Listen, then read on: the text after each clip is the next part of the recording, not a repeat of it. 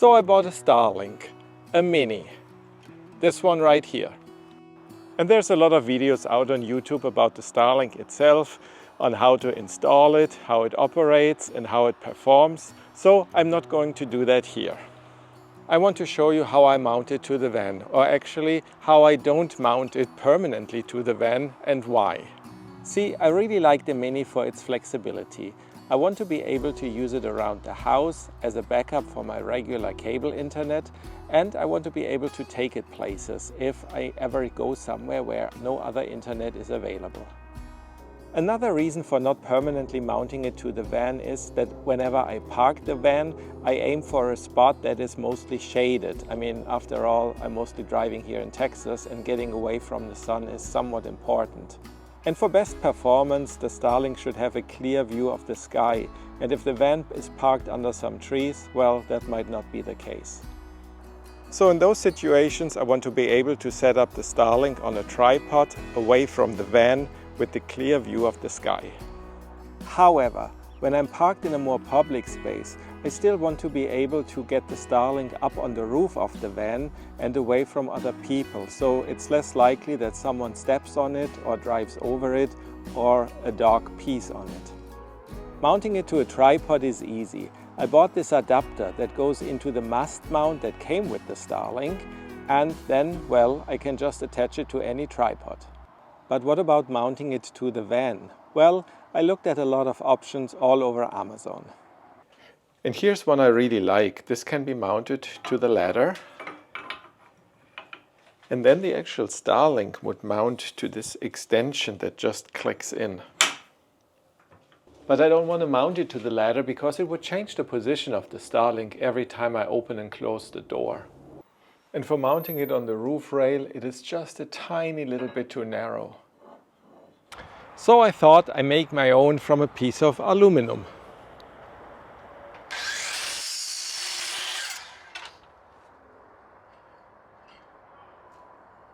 I need to drill a few holes in this piece of aluminum, and to find the right location I worked with like a cardboard template. I measured it all out, and then I transferred all those measurements into my designer software and printed it on a sheet of paper.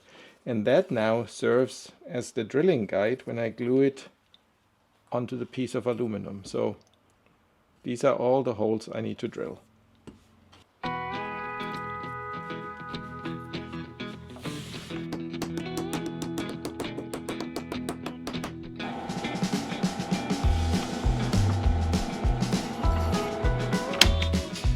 Well, these were only the pilot holes. Now I can drill them to their final size. 16 millimeters for this one, and a few others.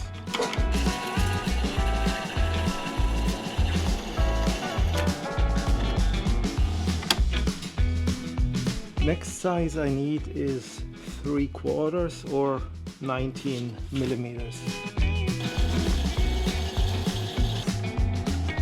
Nice, clean holes.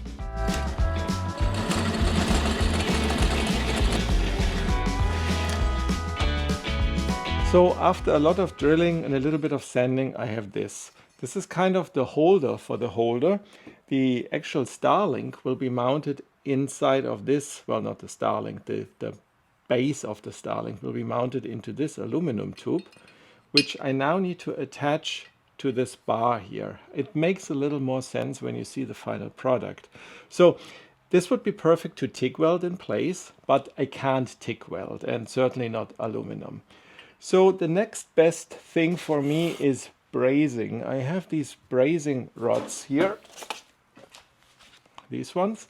I've never done this before, and this is certainly not as strong as true welding, but I think for this application it will be fine. When you see the final product and how all of it is mounted, I hope you agree. Please let me know down in the comments.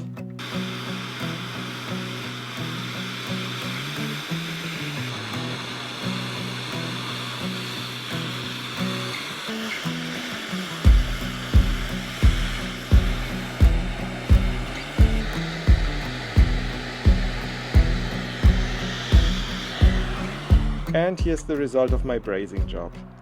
Here's on top, but I also did it at the bottom, as far as I could reach in, where the round tube meets the bottom of the square one. And I will also add some adhesive in between the sidewall and the round tube right here. And this is not really to hold anything in place, but if the brazing should ever crack, at least there's something else that keeps this round one from sliding out of the square one. And with that, I'm ready for paint.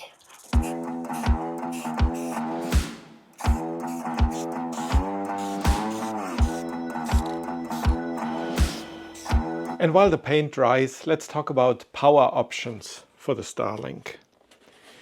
The Mini accepts a wide range of voltages from 12 to 48 volts. It even says it right here on the label. It's incredibly hard to read, but yeah, 12 to 48, which is great because it gives you a ton of options for powering it.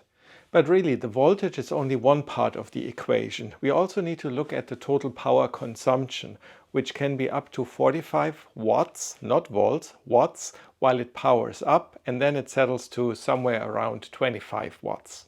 And because of physics, there's a lot of ways to get to those 45 watts. It all depends on the input voltage. So the power in watts is the product of the voltage in, well, volt, and the current in amps. Power equals volts times amp. The power supply that comes with the Starlink puts out 30 volts, so to get to 45 watts, it will require about 1.5 amps to go through the cable.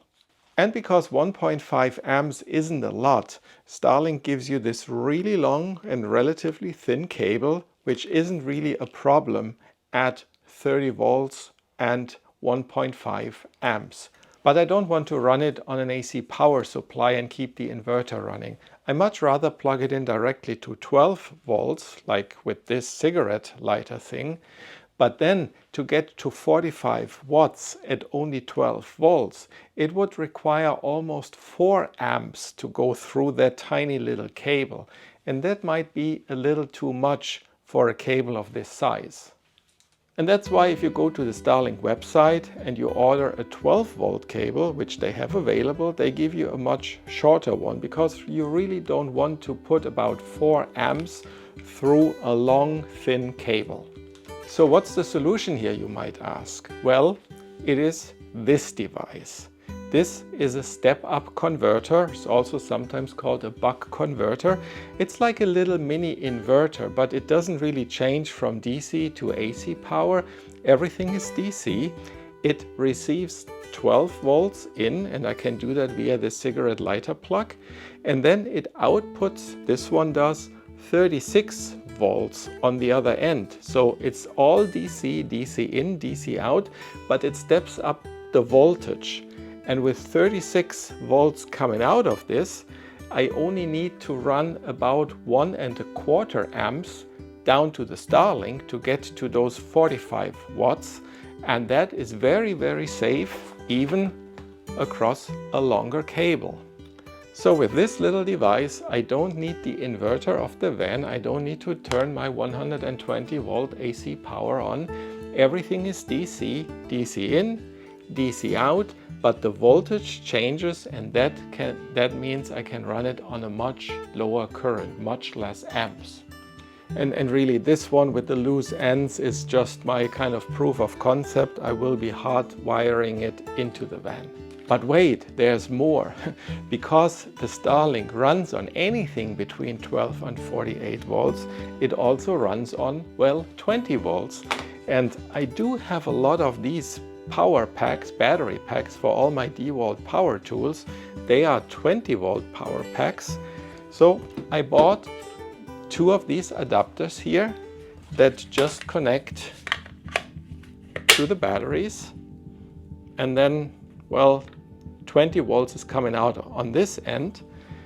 And I converted one of them into one with the barrel plug here, so I can directly plug the Starlink in here, and then I can run it off of one of these power packs. And I actually bought 2 of these battery connectors here. I will mount them back to back, and then I can have a charged battery on one side, nothing on the other side. And if this battery is about to run out of power, I can just plug in one on the other side, remove this one, and then I can continuously feed my Starlink as long as I have charged batteries. And because of all my power tools, I have a lot of these batteries, so I can go for quite a while with just them. So all in all, I will have 3 options to power the Starlink. With the regular AC adapter and the supplied cable, which is about 50 feet long, with my battery pack and a relatively short cable because, well, this is just a battery pack and it can go right underneath the Starlink, or with my 12 to 36 volt step up, which can also power it over a relatively long cable. Okay, enough talk. The paint is dry and I can mount it onto the van. Just 2 more things before I do. I need to put this clamp here onto the aluminum tube. So this is where the mast will go in. And then I can just clamp it down here with this thumb screw.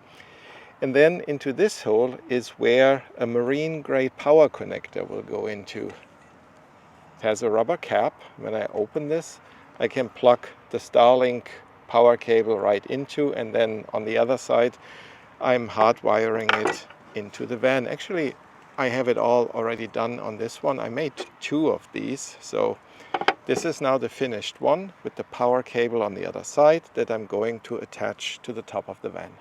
So let's do that now. And to mount the holder to the rail, I'm using these T-shape wedge bolts. They just drop into the rail and then they rotate and wedge themselves in. So I don't need access from the side of the rail. They can be just dropped in anywhere along the rail.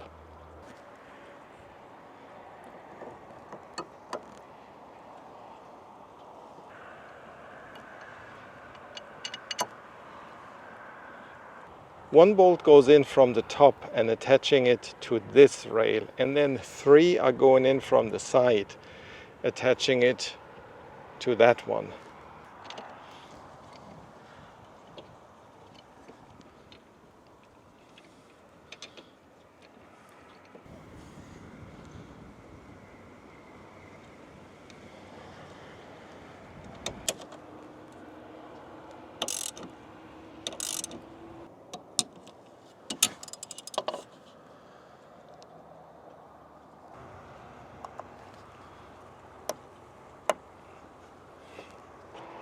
And finally, a nice end cap on this side. And with this out of the way, I can work on the electrical installation from a switch right here up to the power connection on the roof. And because I have shown these types of installations in some previous videos, I'm doing a speed run in this video. Well, speed run for you, not so much for me. So let's get going.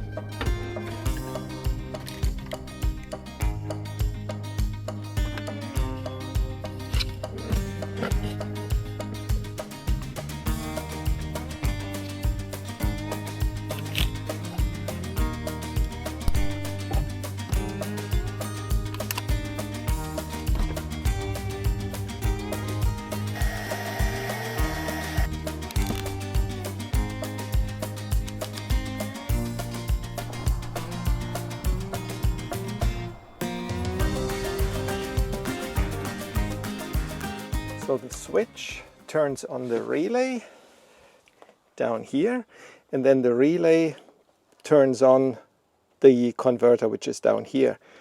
And I wired it in with these connectors here. So if if the converter should ever fail, or if I ever want to use one with a different power output, a different voltage output, I can just unplug it and plug a new one in.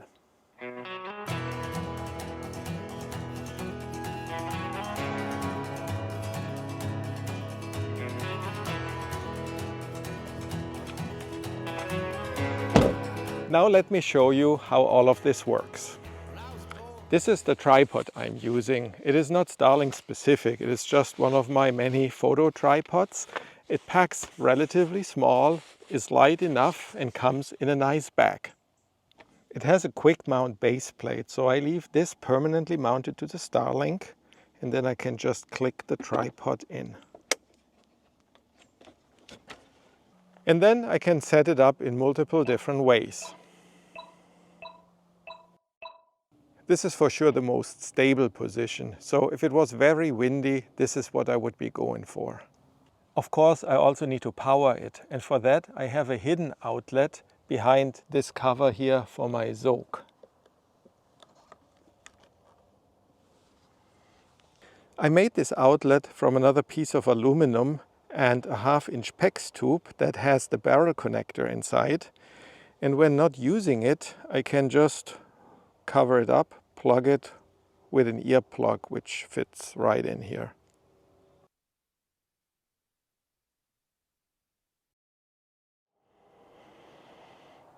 And now let's mount it on the roof. With this single bolt I can remove the mast, well, I'm calling it the mast, from the base of the tripod.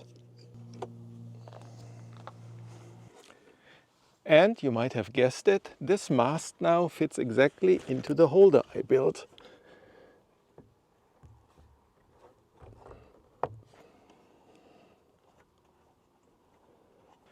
I can easily reach it and swivel it around to find the optimal position. Then I need to plug it in and power it on. Of course, I won't be doing any highway driving while this thing is up there, but repositioning on a campground or on a parking lot or any other slow speed driving, I think it will be just fine. And that's all I had for today. Thank you for watching and I hope to see you soon. Bye bye.